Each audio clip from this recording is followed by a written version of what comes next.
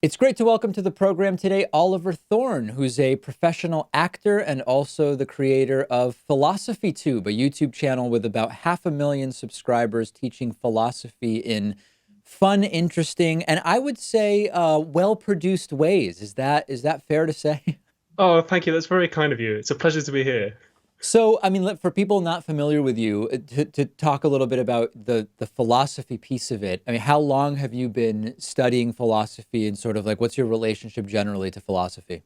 It was my first degree, and I started the show in my second year of university. I just wanted to give away my degree for free online. That was 6 years ago, and since then it's become like a phenomenon, I guess. One of the things I like about what you do is that there's a movement, at least in the United States, where the right will often successfully convert people to their side by talking exclusively about principles. And I've long said that it's great to understand what our principles are and to be introspective and so on and so forth, but that a lot of the dirty work or the work happens in actually figuring out how to apply those principles to real world problems and very quickly realizing that oftentimes those principles conflict. One thing I think you do well, and I'm curious to hear whether this is deliberate or one of the primary things you're trying to do, is integrate the discussions of principles from the get-go into how they relate to real world problems and not have this separation of all that matters is the principles, which sometimes happens with philosophical discussions.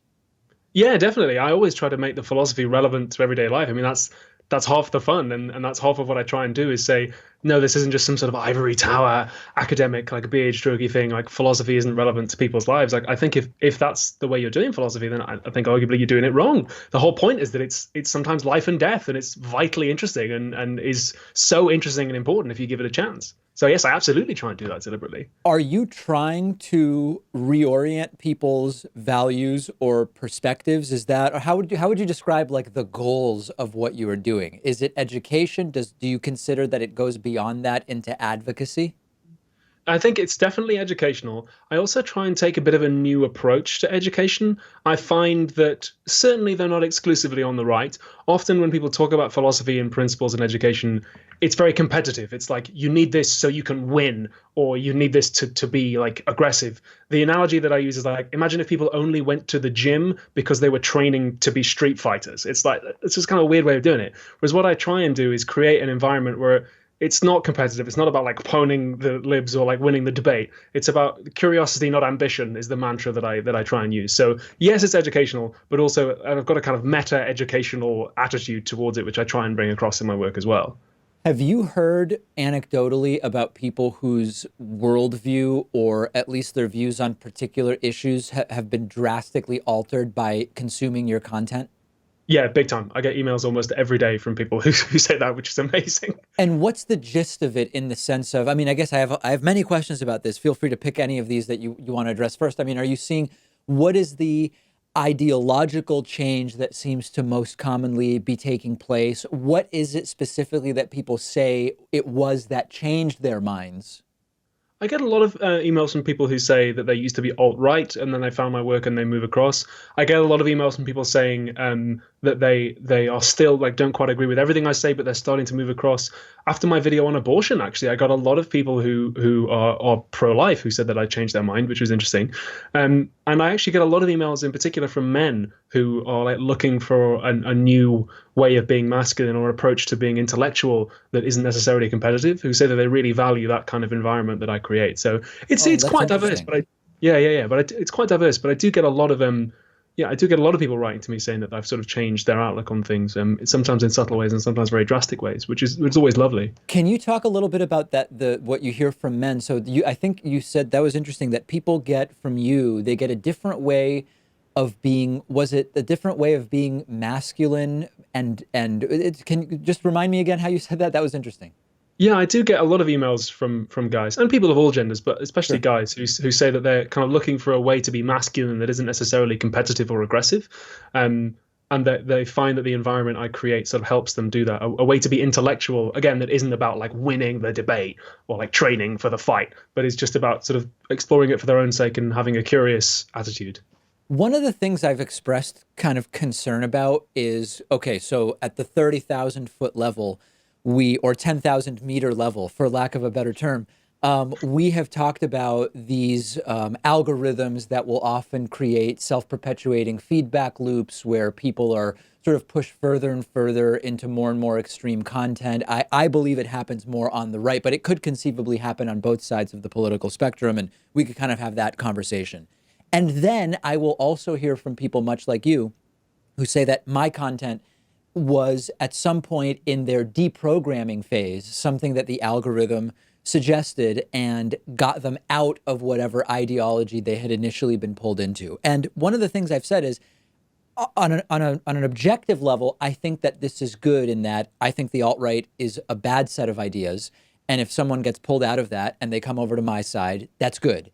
At the same time, I have the concern that there is a level of malleability to people's values in politics whereby by clicking around on YouTube, they can get so pulled to one side, and then by mere chance, algorithmic chance, they get dragged all the way back to the other side. Even if I agree with the outcome, I'm still concerned that there is that level of malleability. Do you share that concern? And what's your sort of thought about that?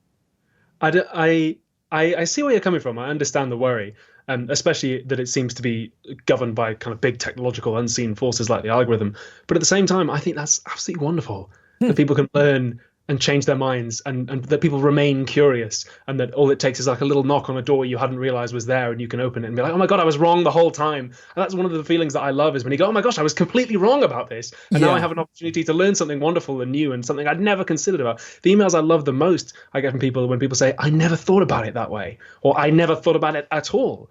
And that's wonderful, because then like a whole new wing opens up in your mind. And so yeah, I Yeah, get the I concern, understand but that, I but I also think guess it's kind of beautiful. I'm I that is certainly a very charitable way to describe it, and I think in a lot of cases that it does apply, and it simply is that way, and there isn't more to it. I guess what I'm thinking of is, if I think of myself now and 10 years ago, and when I was in high school or whatever, I want to believe that I was never in a place where by clicking around on YouTube, if I had seen Ben Shapiro and then Stefan Molyneux and then whatever, that I would have said, oh, you know what? I never thought about this way. I'm now an extreme alt-right nationalist, whatever. Right? Like if that had been possible, I think it would have said something not particularly positive about me, that I was so ungrounded in my beliefs that they could have so drastically been changed. I guess that's my concern.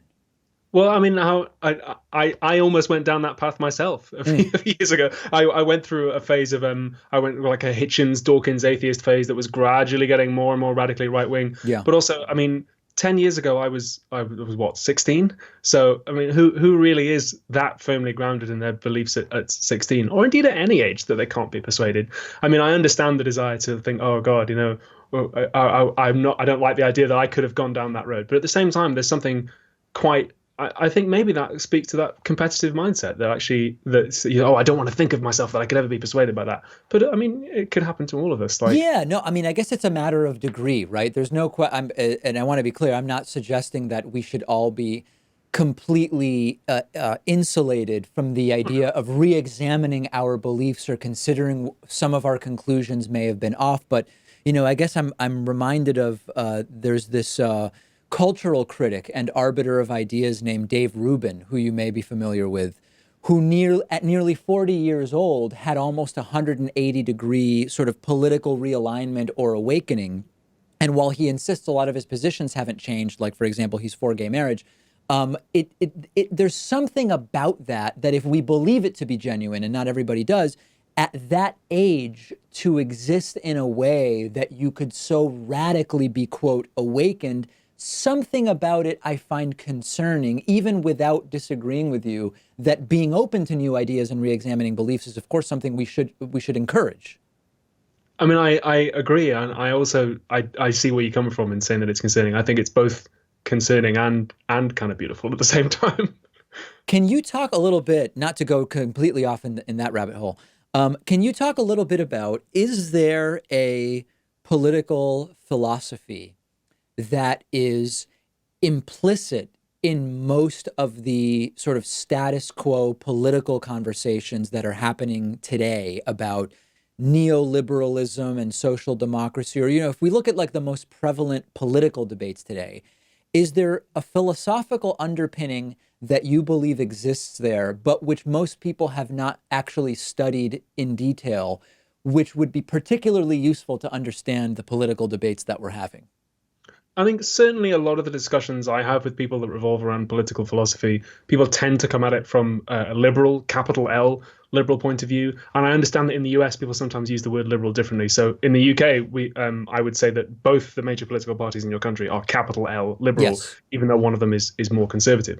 So I think often people come at it from that perspective, and it's sometimes, I was raised with that perspective, so it's kind of sometimes difficult to get out from under it.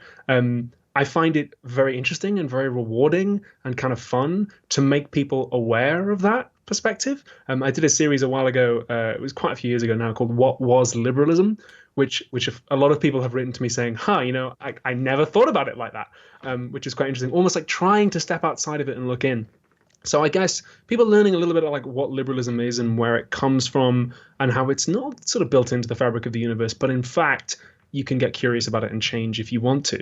I find that to be a particularly rewarding aspect of what I do What do sometimes. you think is a specific alternative to that type of status quo liberalism, using the word in the sense that you're talking about, that Mhm. is most interesting to point people to if they're looking to explore alternatives?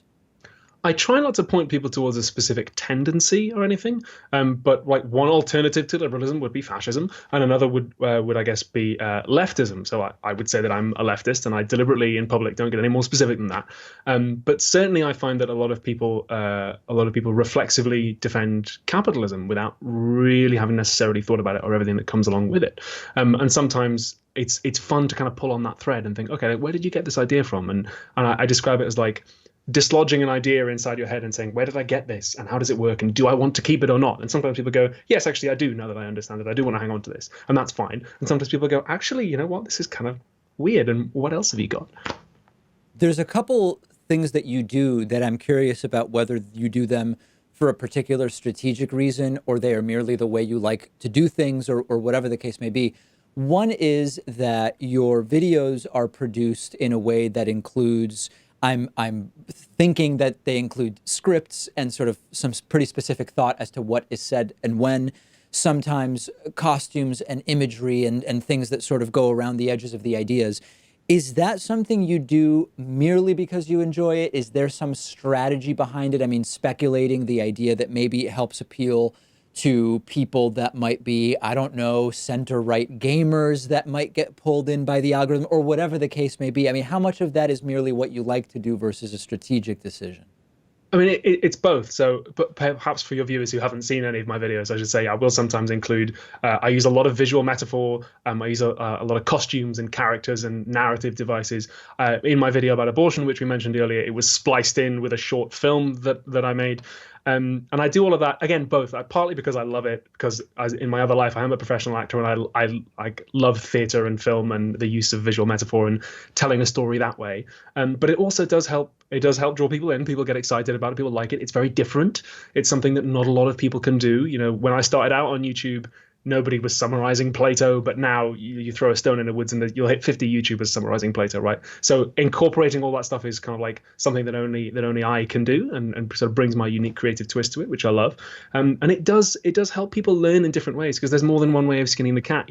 Sometimes people will say, I don't really get what you mean by Timothy Morton's concept of the hyper object of climate change. And I say, well, it's in front of you, because that's the costume I'm wearing is like a visual representation of his whole book on this philosophy. So maybe if people find it hard to engage one way, the quote theatrical stuff can help do it the other way. Like I did a video a while ago on the philosophy of mind and trauma, and it's all one uncut half-hour monologue. There's no cuts to it, and that's not an accident. That's not just I'm rambling. It's very tightly scripted. It's because that is actually designed to tell you something about what it's like to learn about trauma and to learn about these ideas. So I do it because I love it and because it works and because it's just, yeah, it's so much fun and it helps people learn.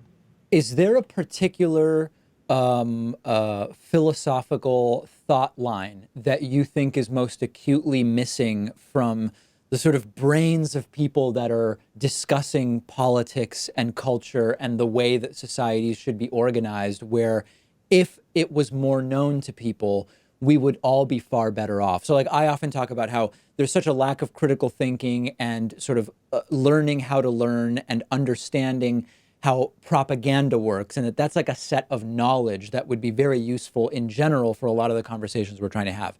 When it comes to philosophy, is there something in particular that you believe if more people studied and were acquainted with, we would be much better positioned to figure out many of the problems that modern societies deal with? I definitely agree with you about propaganda, and that it's useful to learn how that works. I guess something that I have struggled to find a way to teach is not even an idea or a set of ideas, but more like a set of skills that studying philosophy formally brought me, which is like how to read and break down an argument. Mm. So sometimes I will get comments under my videos where people say, "Well, what about this thing? This one tiny thing that you've said invalidates everything else." And I go, well, no, because that's actually not really relevant. That was a side comment, or that was an aside, or that's not, or actually, if you take that out, the rest of it still works.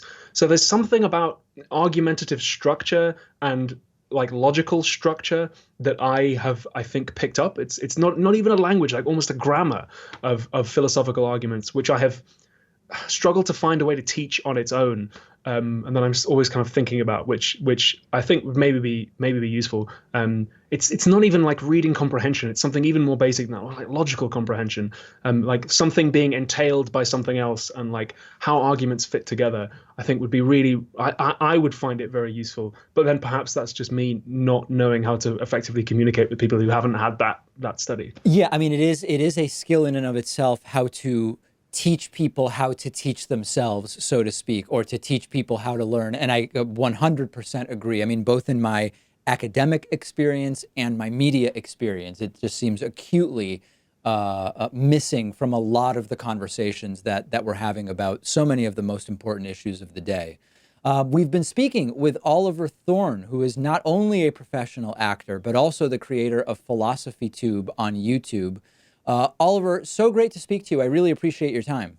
My pleasure. Thank you so much for having me. This was so much fun.